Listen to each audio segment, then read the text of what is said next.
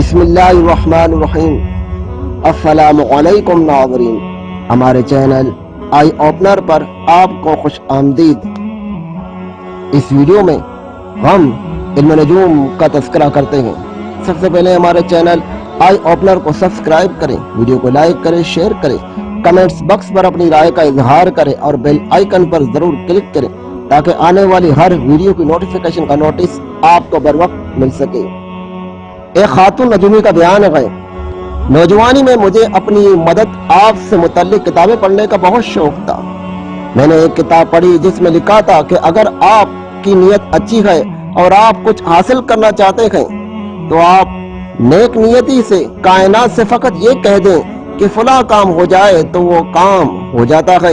اگرچہ مجھے اس اصول سے کبھی کوئی چیز حاصل نہیں ہوئی، لیکن یہ کتاب پڑھنے سے مجھے یہ یقین ہو گیا کہ یہ اصول درست ہے۔ اسی وجہ سے مجھے نجوم میں دلچسپی پیدا ہوئی اور میں نے مختلف کتابیں پڑھ کر ٹیروٹ کارڈ سے قسمت بتانے کا ہنر سیکھا۔ میں نے یہ ہنر محض تفریح کے لیے سیکھا تھا، لیکن ایک دن میں اپنے کارڈ اپنے جاب پر لے گئی۔ میری ایک دوست نے ان میں سے ایک کارڈ اٹھایا جس پر لکھا تھا حاملہ، پریگننٹ۔ ہم دونوں ہنسنے لگے کیونکہ وہ حاملہ پریگننٹ نہیں تھی، لیکن اگلے ہی ہفتے اس نے آفس پہنچتے ہی یہ خبر دی کہ اس کے ڈاکٹر نے اسے بتایا کہ وہ حاملہ پریگننٹ ہے۔ بس پھر کیا تھا؟ اس دن سے مجھے یقین ہو گیا کہ میں واقعی قسمت کا حال بتا سکتی ہوں۔ میں نے اپنے کالج کی تعلیم چھوڑ کر سڈنی کے ایسٹرولوجی سینٹر میں داخلہ لے لیا، یعنی علم نجوم کے سینٹر میں داخلہ لیا اور باقاعدہ فلکی اجسام کی پوزیشن پڑھنے لگی اور ان سے قسمت کا حال بتانے کی تعلیم حاصل کی۔ چونکہ میں نے کالج کی اسٹڈی میں تعلیم میں سائنس پڑھ رکھی تھی، اس لیے مجھے علم تھا کہ زمین اور دوسرے سیارے سورج کے گرد گھومتے ہیں اور صرف چاند زمین کے گرد گھومتا ہے، لیکن علم نجوم میں ہمیں یہ پڑھایا جاتا ہے کہ زمین کائنات کا مرکز ہے اور ہر چیز زمین کے گرد گھومتی ہے۔ اس کی وجہ یہ ہے کہ علم نجوم ہزاروں سال پرانا ہے اور نئی دریافتوں کے باوجود اس میں کوئی ترمیم تبدیلی نہیں کی گئی۔ کسی بھی تعلیم یافتہ شخص کے لیے ایک یہی مسئلہ علم نجوم کو رد کرنے کے لیے کافی ہونا چاہیے، لیکن لاکھوں لوگ علم نجوم پر اعتقاد رکھتے ہیں۔ علم نجوم کا بنیادی اصول سمپیتھیٹک میجک یا مماثلت کا جادو ہے، یعنی اگر دو اشیاء ایک جیسی نظر آتی ہے تو ان کے خصوصیات بھی مشترک ہوں گی۔ مثال کے طور پر مریخ چونکہ سرخ نظر آتا ہے، اس لیے یہ سرخ چیزوں مثلا خون پر اثر انداز ہوتا ہے۔ جنگ میں خون بہایا جاتا ہے، اس لیے مریخ جنگ و جدل کا سیارہ ہے۔ زحل چونکہ انسانی آنکھ سے نظر آنے والا دور ترین سیارہ ہے، اس لیے اسے کسی زمانے میں کائنات کی حد سمجھا جاتا تھا، چنانچہ اسے نجوم میں حدود اور پابندیوں کا اشارہ سمجھا جاتا ہے۔ چنانچہ اگر زحل آپ کے برج میں گئے تو آپ پر اضافی پابندیاں لاگو ہوں گی۔ اسے آپ منفی بھی لے سکتے ہیں، آپ کی آزادی ختم ہو جائے گی، اور مثبت بھی، آپ پر نئی ذمہ داریاں پڑیں گی، یعنی آپ کی ترقی ہو جائے گی۔ گویا آپ اس سے جو مطلب چاہے نکال سکتے ہیں۔ یہ کورس ختم کرنے کے بعد مجھے ایک نجومی کے ہاں نوکری مل گئی۔ ہم لوگ 1 گھنٹے کے $50 لیتے تھے۔ مجھے بہت اعتماد تھا کہ میں لوگوں کی قسمت کا حال بتا کر انہیں مرعوب کروں گی، لیکن جب میں نے کام شروع کیا تو مجھے اندازہ ہوا کہ زیادہ تر لوگ نجومیوں کے پاس اپنی قسمت کا حال معلوم کرنے نہیں آتے بلکہ اپنے دکڑے سنانے کے لیے آتے ہیں۔ مجھے احساس ہوا کہ اکثر لوگوں کے مسائل کم و بیش ایک سے ہی ہوتے ہیں: محبت میں ناکامی، نوکری کا مسئلہ، زندگی میں کسی تبدیلی کی خواہش، اولاد کی خواہش۔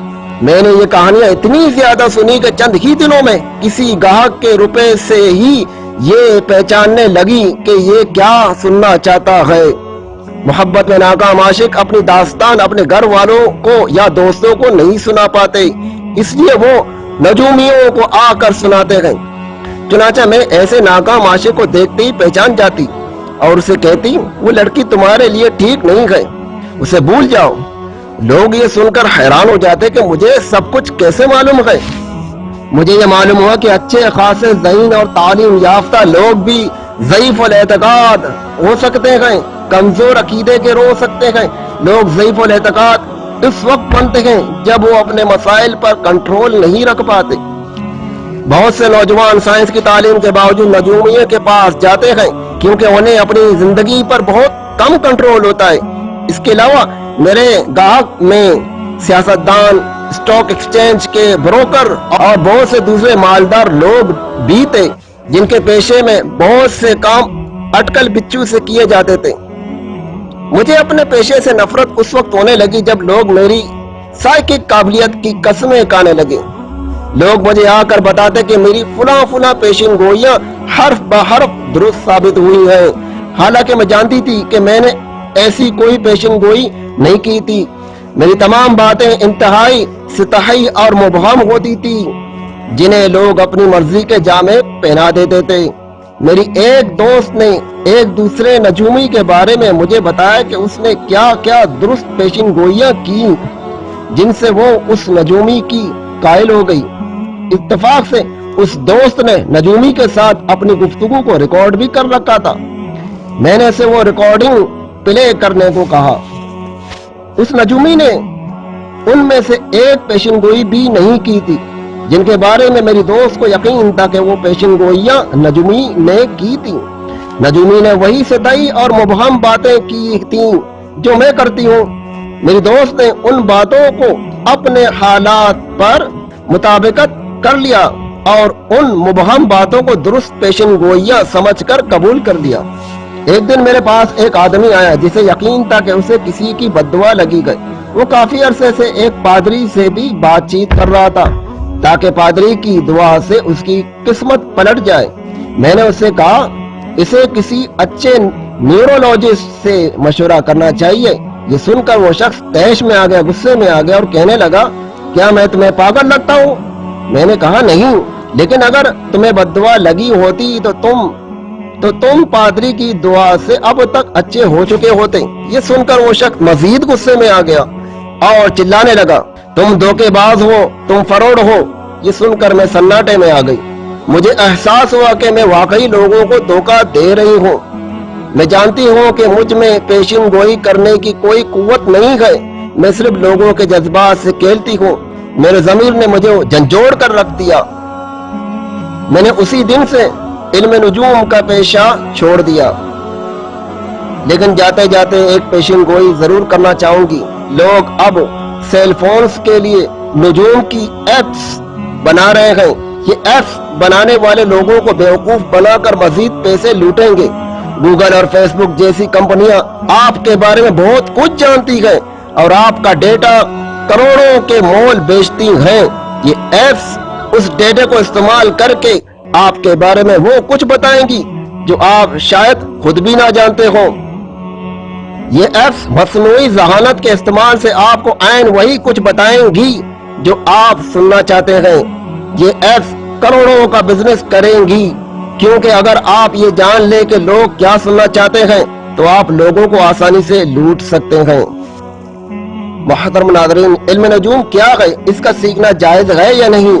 اور اگر جائز ہے تو کن شرائط کے ساتھ؟ علم نجوم ستاروں اور ان کی گردش نیز اس کے نتیجے میں کائنات کے نظام میں رونما ہونے والے واقعات کا علم ہے۔ اس سے دو کاموں میں مدد لی جاتی ہے، ایک حساب میں اور دوسرا استدلال میں۔ علم نجوم کو شرعی احکام کی حد تک سیکھنا مطلوب و اچھا ہے۔ اسے دنیائی کاموں کے لیے سیکھنا مباح و جائز ہے، بشرط یہ کہ عقیدے کی خرابی کا اندیشہ نہ ہو۔ رسول اکرم علیہ الصلوۃ والسلام نے فرمایا جس نے علم نجوم کا جتنا حصہ سیکھا اس نے اسی قدر جادو سیکھا۔ علم نجوم کی 3 قسمیں ہیں۔ نمبر 1، یہ عقیدہ رکھنا یہ ستارے از خود مؤثر ہوتے ہیں اور ان کے اثر سے زمینی حوادث معاملات رونما ہوتے ہیں، ایسا سمجھنا ان کی عبادت کے مترادف ہے۔ اہل علم کا اجماع ہے کہ ایسا عقیدہ رکھنا کفر اور قوم ابراہیم کے شرک جیسا بڑا شرک ہے۔ نمبر 2، علم نجوم کی دوسری قسم کا تعلق علم تاثیر سے ہے، یعنی ان کی حرکات ایک دوسرے سے ان کے قرب و بعد، نزدیکی و دوری ہونا یا ان کے طلوع و غروب سے زمینی حوادث معاملات پر استدلال کرنا۔ یہ کہانت ہے یعنی غیب کی خبریں دینے کی مانند ہے۔ ایسا کرنے والے کو نجومی کہتے ہیں۔ نجومیوں کو یہ باتیں شیاطین بتا جاتے ہیں۔ نمبر 3، علم نجوم کی تیسری قسم جسے علم تسییر کہا جاتا ہے، اس میں ستاروں کی رفتار اور حرکات سے قبلہ اور اوقات یا موسموں وغیرہ کا تعین کیا جاتا ہے۔ بعض اہل علم نے اس کی اجازت دی ہے۔ علم نجوم کو دنیاوی چیزوں یا واقعات میں مؤثر حقیقی سمجھنا یا اس طور پر استعمال کرنا جس سے لوگوں کے عقیدے خراب ہونے کا اندیشہ ہو، یہ ناجائز ہے۔ کہانت، رسول اکرم صلی اللہ تعالی علیہ وسلم نے ارشاد فرمایا، جس نے بدشگونی لی یا جس کے لیے بدشگونی لی گئی یا جس نے کہانت کی یا جس کے لیے کی گئی یا جادو کرنے اور کروانے والا ہم سے نہیں۔ مفسر شہیر حکیم الامت حضرت مفتی احمد یار خان علیہ رحمت الحنان اس حدیث پاک کے تحت لکھتے ہیں، بعض کائنوں کا دعویٰ تھا کہ ہمارے پاس جنات آ کر ہم کو غیبی چیزیں، غیبی خبریں بتاتے ہیں کہ شیاطین آسمان پر جا کر فرشتوں کی باتیں سن کر ایک سچ میں 100 جھوٹ ملا کر کائنوں نجومیوں کو بتاتے ہیں۔ بعض کائن خفیہ علامات اسباب سے غیبی چیزوں کا پتہ بتاتے ہیں، انہیں عراف کہتے ہیں، اور اس عمل کو عرافت، یہ دونوں عمل حرام ہیں، ان کی اجرت لینا دینا دونوں حرام ہیں۔ لفظ کاہن بہت عام ہے، نجومی، رمال، عراف سب کو کاہن کہا جاتا ہے۔ کاہنوں سے غیبی خبریں پوچھنا، کاہنوں سے غیبی خبریں پوچھنا حرام ہے، انہیں عالم غیب جاننا، ان کی خبروں کی تصدیق کرنا کفر ہے۔ ہاں، انہیں جھوٹا کرنے کے لیے ان سے کچھ پوچھ کر لوگوں پر ان کا جھوٹ ظاہر کرنا اچھا ہے کہ یہ تبلیغ ہے۔ یہاں پہلی صورت مراد ہے، اس سے منع فرمایا گیا ہے۔ کاہنوں کی بعض باتیں درست ہونے کی وجہ، حضرت سیدتنا عائشہ صدیقہ رضی اللہ تعالی عنہا بیان کرتی ہیں کہ کچھ لوگوں نے رسول اکرم صلی اللہ تعالی علیہ وسلم سے کاہنوں کے بارے میں پوچھا تو آپ صلی اللہ تعالی علیہ وسلم نے ارشاد فرمایا، ان کی باتوں کی کوئی حقیقت نہیں ہے۔ لوگوں نے عرض کی، یا رسول اللہ صلی اللہ تعالی علیہ وسلم، جو خبر وہ دیتے ہیں بعض اوقات وہ سچ نکلتی ہے۔ ارشاد فرمایا، وہ کلمہ جن سے سنا ہوا ہوتا ہے جسے جنی اچک لیتی ہے اور اپنے دوست کاہن کے کان میں اس طرح ڈالتی ہے جس طرح ایک مرغی دوسری مرغیوں کے کان میں آواز پہنچاتی ہے، پھر کاہن اس کلمے میں 100 سے زیادہ جھوٹی باتیں ملا دیتے ہیں۔ بہت سے لوگ کاہنوں، نجومیوں، پروفیسروں اور رمل و جفر کے جھوٹے دعوے داروں کے ہاں جا کر قسمت کا حال معلوم کرتے ہیں، اپنا ہاتھ دکھاتے ہیں، فال نامے نکلواتے ہیں، پھر اس کے مطابق آئندہ زندگی کا لاحق عمل بناتے ہیں۔ امام اہل سنت مولانا احمد رضا خان علیہ رحمت الرحمن فرماتے ہیں، کاہنوں اور جوتشیوں سے ہاتھ دکھا کر تقدیر کا بلا برا دریافت کرنا اگر بطور اعتقاد ہو، یعنی جو یہ بتائیں حق ہے تو کفر خالص ہے۔ اسی کو حدیث میں فرمایا، فقط کفر بما انزل علی محمد، یعنی اس نے محمد صلی اللہ تعالی علیہ وسلم پر نازل ہونے والی شے کا انکار کیا، اور اگر بطور اعتقاد و تقین یعنی یقین رکھنے کے طور پر نہ ہو مگر میل و رغبت کے ساتھ ہو تو گناہ کبیرہ ہے۔ اسی کو حدیث میں فرمایا، لم يقبل اللہ له صلاة 40 صباحا، اللہ تعالیٰ 40 دن تک اس کی نماز قبول نہ فرمائے گا۔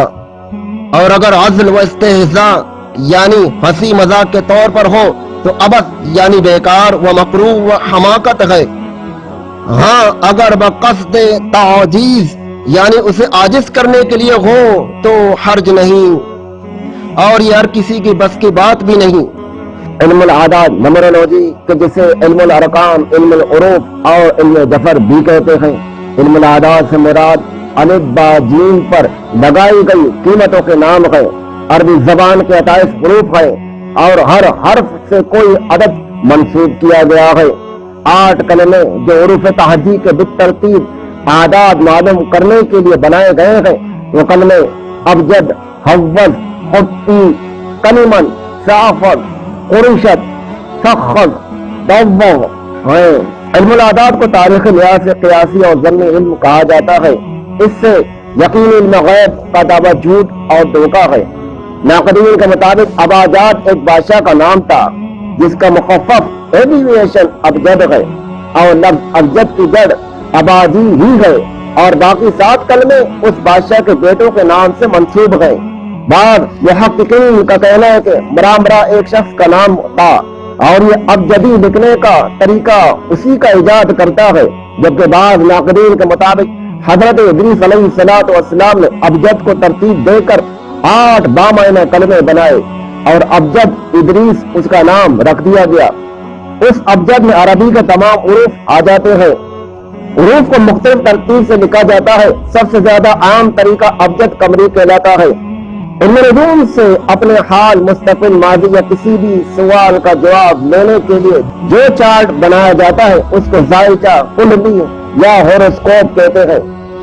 زائچہ کی اقسام ہوتی ہیں: علم روزانہ کا، ہفتے کا، ماہانہ، سالانہ، زندگی کا، اور شمسی زائچہ صرف تاریخ پیدائش سے ہی دیکھا جا سکتا ہے۔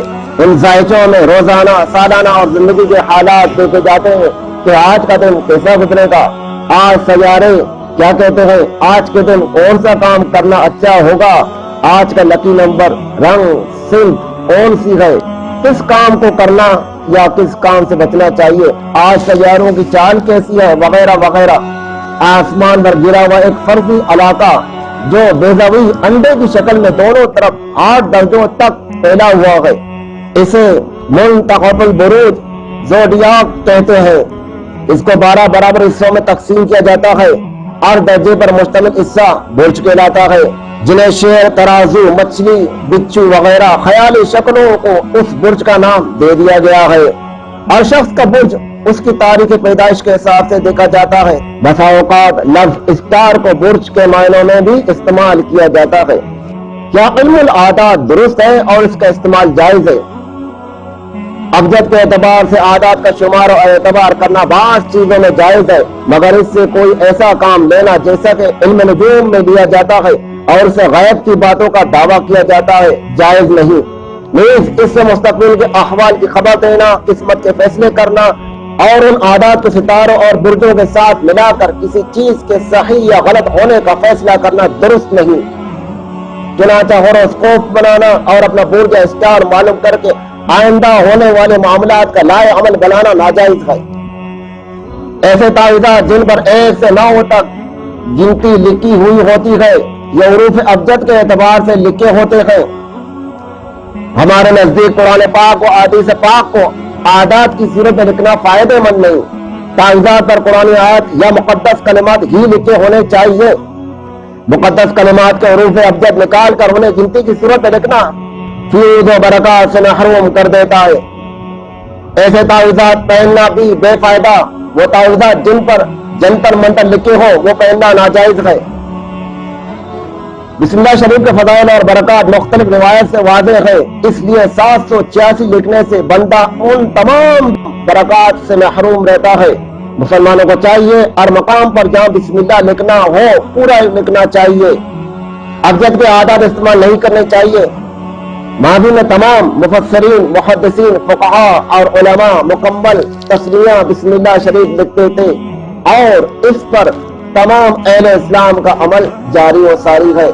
پرانے زمانے میں 786 خطوط پر لکھے جاتے تھے تاکہ معلوم ہو کہ خط لکھنے والے نے بسم اللہ پڑھی ہے، لہذا پڑھنے والا بھی پڑھے اور خط کے گر جانے کی صورت میں بے ادبی نہ ہو۔